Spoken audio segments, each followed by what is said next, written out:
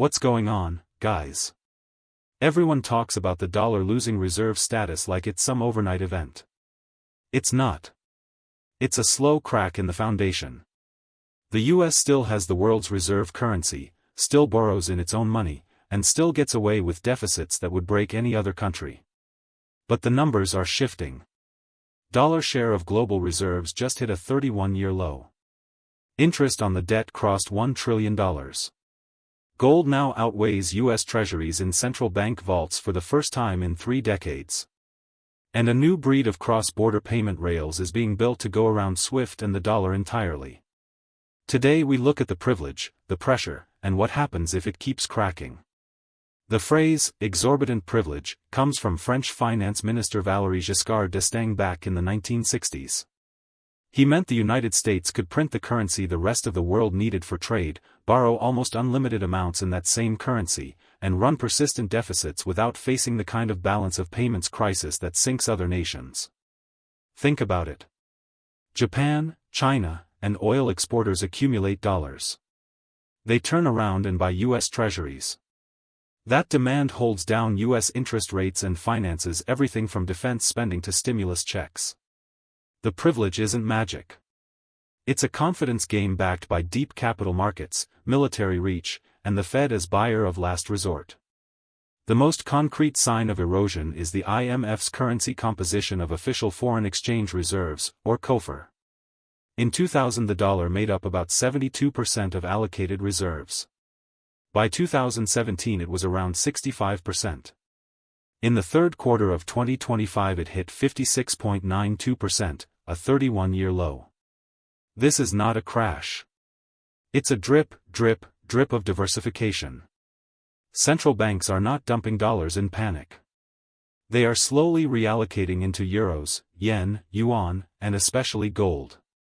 The same sources note that the dollar's share still dwarfs the euro, yen, and renminbi combined, so anyone predicting imminent replacement is not reading the data. But the direction has been the same for 25 years, and it matters. Here's a number that stopped me. Central banks now hold more gold than US Treasuries. Morgan Stanley Research and Visual Capitalist both flagged it, roughly $5.2 trillion in central bank gold versus about $3.7 to $4 trillion in foreign-held US government bonds by late 2025. That's the first time gold has outweighed treasuries in about 30 years. Gold also crossed $4,000 an ounce in October 2025. You don't need to be a gold bug to read that signal. When the institutions responsible for stability are quietly swapping paper promises for hard metal, they are telling you something about trust in the current system. Now let's talk about the bill. The Congressional Budget Office says net interest on the public debt reached about $970 billion in fiscal year 2025 and will cross $1 trillion in fiscal year 2026. For perspective, that's now more than defense spending. The CBO baseline has interest climbing to $2.1 trillion by 2036. In May 2025 Moody's downgraded U.S. long-term debt from AAA to AA1, which means all 3 major rating agencies, S&P, Fitch, and Moody's, now rate the U.S. below AAA. The U.S. is not going bankrupt. It borrows in dollars. But every downgrade, every auction with weak demand, every spike in long-term yields makes the privilege more expensive to maintain. The privilege depends on foreign buyers showing up to Treasury auctions. Lately they are showing up less.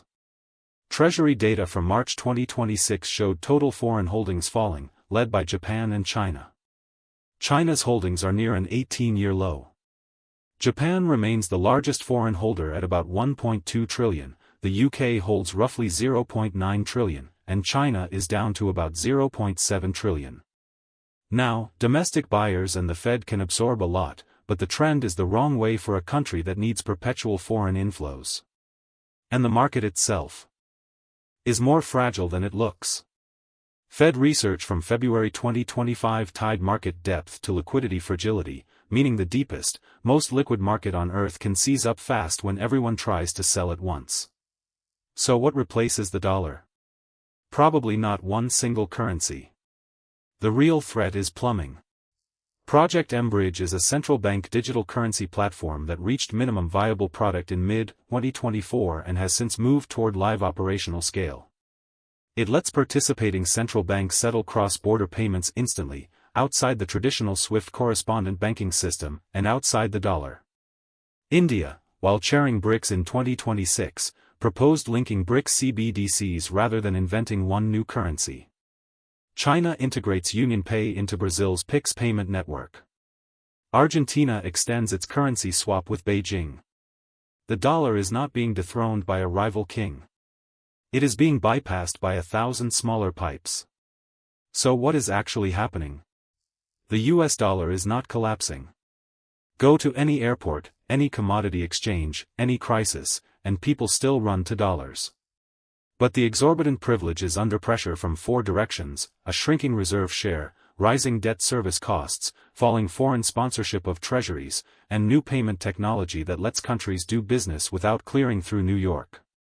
The question isn't whether the dollar disappears tomorrow. The question is whether the United States can keep borrowing cheaply, running deficits, and exporting its inflation if the world slowly stops showing up to the auction.